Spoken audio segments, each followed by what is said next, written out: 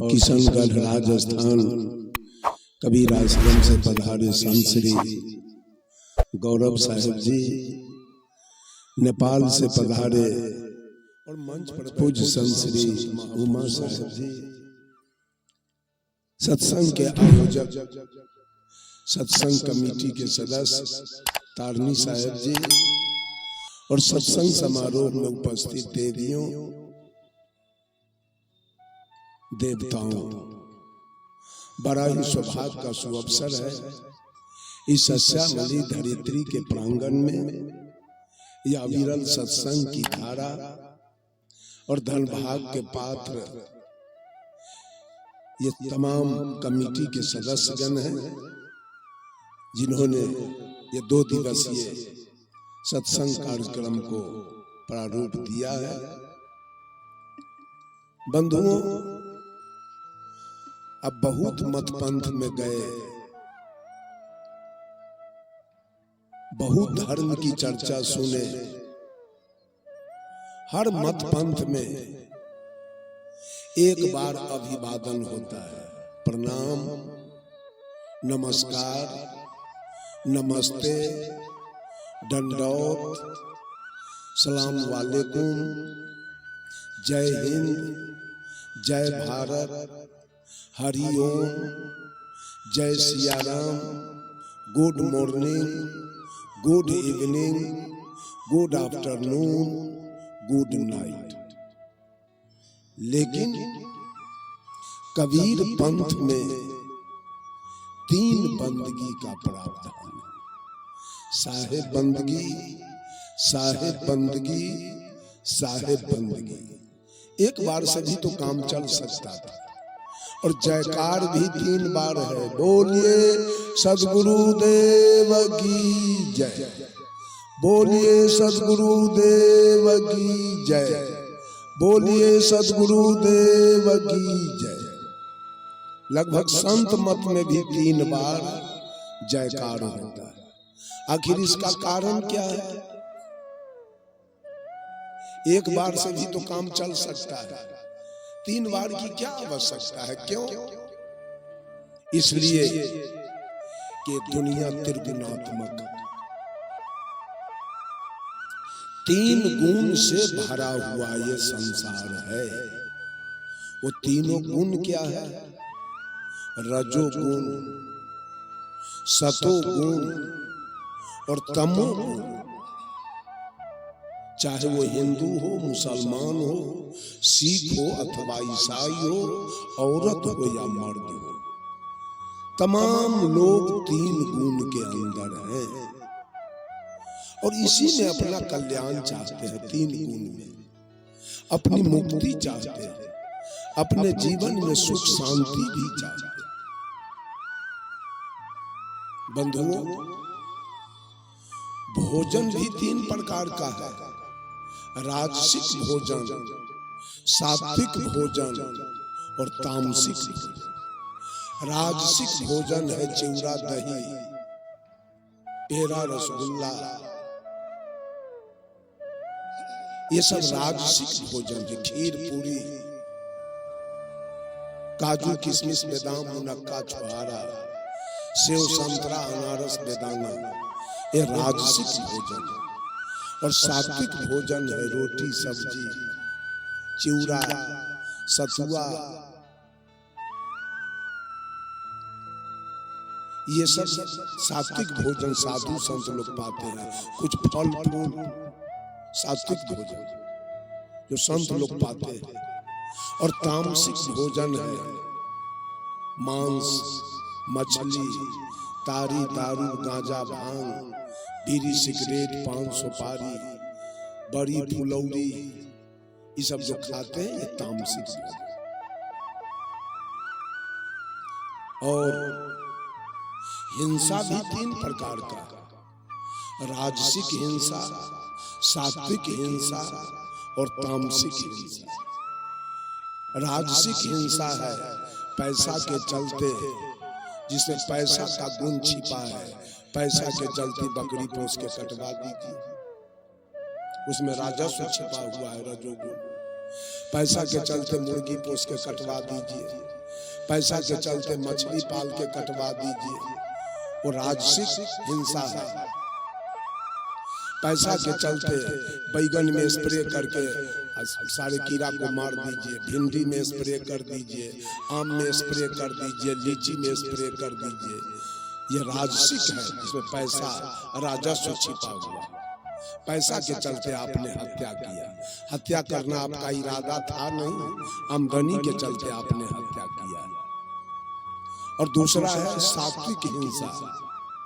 सात्विक हिंसा, आपने मारा नहीं, धोखा से रास्ता चलने में चींटी पिचा के मर गई, सोने के समय मच्छर पिचा के मर गया।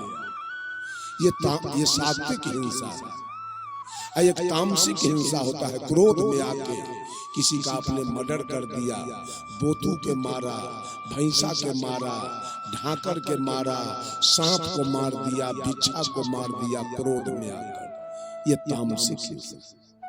गाली भी 3 प्रकार के होते हैं, रजो गाली, सतो गाली और तमो गाली। रजो गाली है जहां राजस्व छिपा हुआ है, रजोगुण, पैसा लिया दे नहीं रहा है, उसको आप गाली देते हैं। कोई खेत में कुछ बर्बाद कर दिया, उसको आप गाली देते हैं। कोई कुछ खेत से काट लिया, उसको गाली देते हैं। ये रजोगारी है। और एक तमोगारी है, क्रोध में आकर के आप गाली पढ़ते हैं बिना काम के। भाई को गाली देते हैं, बेटी को गाली देते हैं, पत्नी को क्रोध में आके, माँ को गाली देते हैं, पिता को गाली देते हैं। ये तमोगारी। और सतोगारी, ससुराल जाइए और साली 1 लाख गाड़ी देगी, हंसते रहे। सरहोज 1 लाख गाड़ी देगी, साला गाली देगा, कोई असर नहीं है सतोगारी। बहुत 3 प्रकार के बहुत चीज है बंधुओं। ये 3 गुण के बंधन में हम सारे लोग बंधे हैं। इसी को कहते हैं रजोगुण, तमोगुण, सतोगुण। आप देखिए, एक मुर्गी पोसने वाला मुर्गी का जीरा जब देता है मुर्गी खाना में, इसका रूप क्या होता है?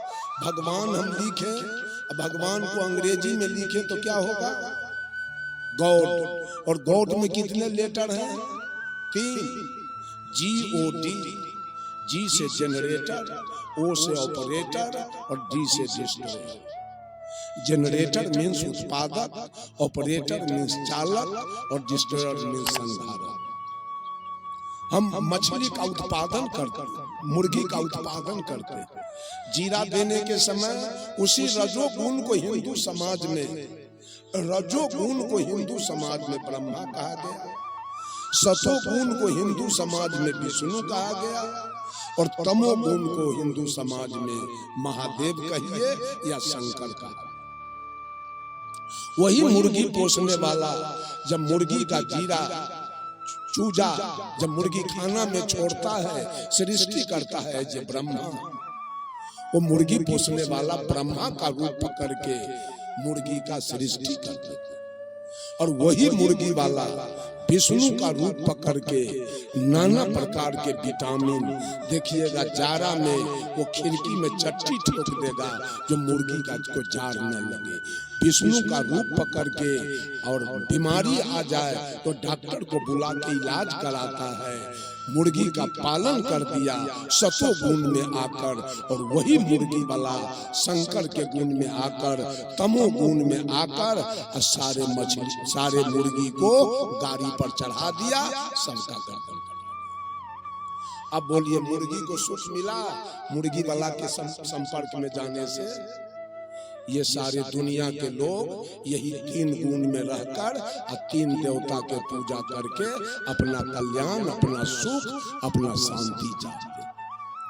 और मछली पालने वाला मछली का जीरा जब तालाब में देता है, अजय ब्रह्मा सृष्टि कर दिया और वही मछली पालने वाला है जो विष्णु का रूप पकड़ के नाना प्रकार के कली चूना विटामिन दे के मछली का पालन कर दिया। और अंत में वही मछली वाला जब मछली 10-5 किलो के हो गया तो शंकर का रूप पकड़ा और सारे मछली का संहार कर दिया।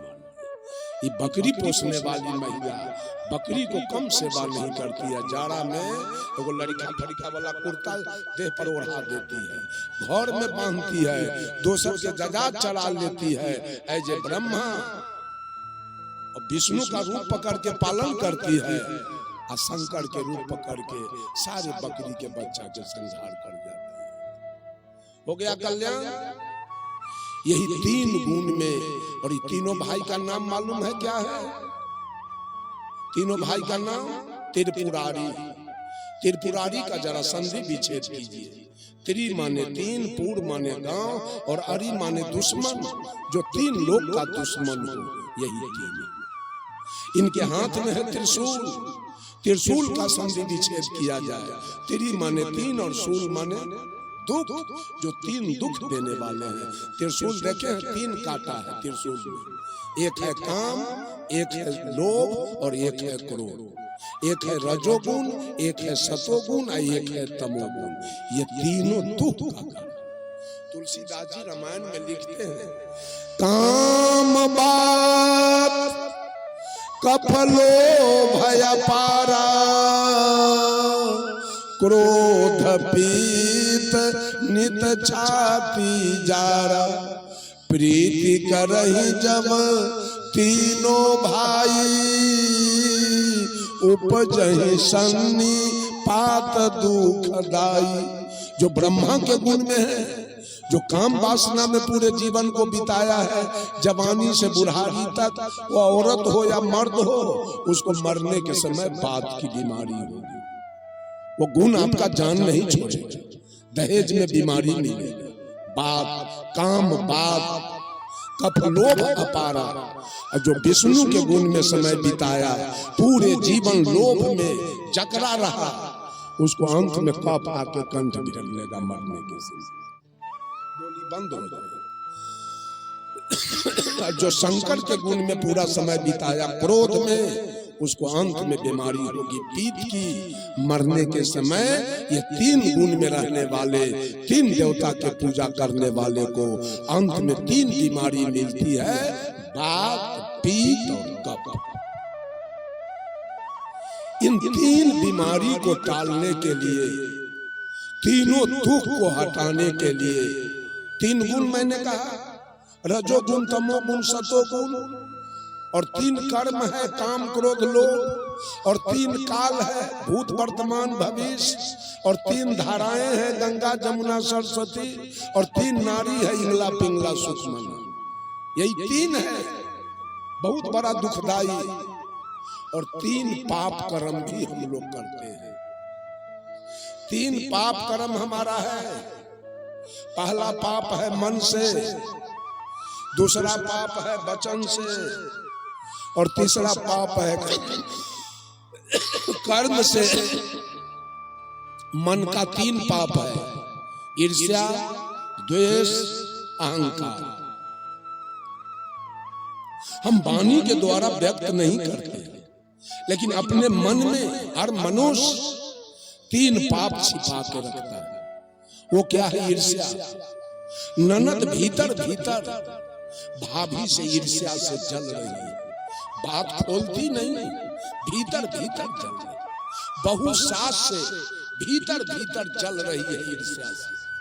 बाप बेटा से जल रहा है, पति पत्नी से जल रहा है। ये ईर्ष्या आदमी मनुष्य अपने मन में छिपा के रखता। एक आदमी था जिसका उम्र 60 बरस हो गया, एक भी बाल बच्चा नहीं। तो उनकी पत्नी अपने पति से कहती है, पति देव, हमसे तो आपका वंश खानदान नहीं चला, आप एक दूसरी शादी कर लीजिए। तो पत्नी के कथनानुसार पति एक दूसरा विवाह कर लिया। और विवाह किया तो 1 साल, 2 साल, 3 साल बीतते बीतते उस पत्नी से एक बेटा जन्म लिया। तो सूधा दाना, चोकर, मकई के खट्टा कौन गाय को मिलता है? दूध वाली के, बच्चा वाली के, कि नट्ठा के? किसको मिलता है? जिससे बेटा जन्म लिया उस औरत का मान सम्मान आदर भोजन पानी अच्छा बढ़ गया। अब बढ़ की कि कटायल रोटी या सब्जी सुख।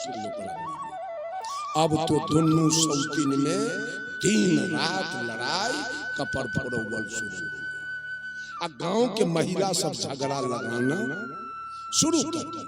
बड़की से कहे कि तू तो अपने तलवार से अपना गला काट लिया, अपने से अपना दूल्हा के विवाह करा दिया, अब ले उसको मिलता है भात दाल सब्जी और दही चीनी घी, और तुमको मिलता है सूखल रोटियां सब्जियां सब। दोनों सौतीन में रात दिन कलह शुरू।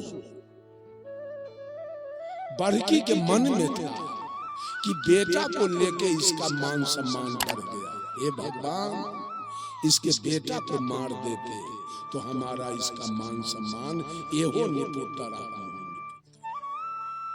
दोनों का मान सम्मान बराबर होगा।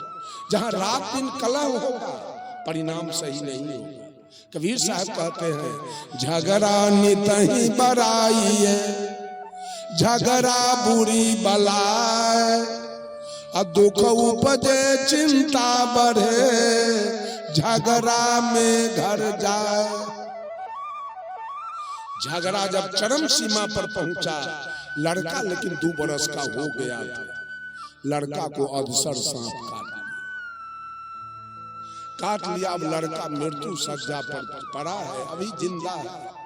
झाड़ने वाले लोग झाड़ रहे हैं, डॉक्टर पानी चढ़ा रहा है, दवा दे रहा है। पूरे नगर की औरत रो रही है, मर्द रो रहे हैं, इनकी सौतीन रो रही है, दूल्हा रो रहा है। आई औरत कोनिया घर में बैठ के हंस रही थी। अब हुआ ठीक, अब छौड़ा मर गया, अब वो कर हमर मान सम्मान बराबर हो जाए।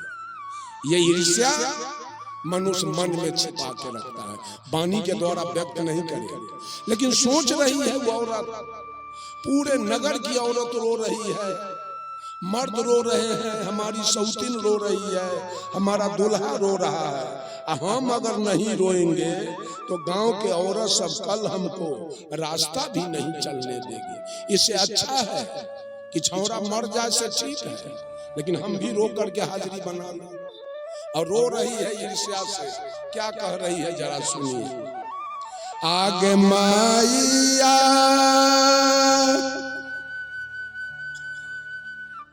गहूं मन होए तैता मरबे करतई, ढोरिया न होई गे माइया। ये गहुमन होते करते तो छौड़ा मरबे करते, कहीं ढोरिया न हो, कहीं जी न जाए।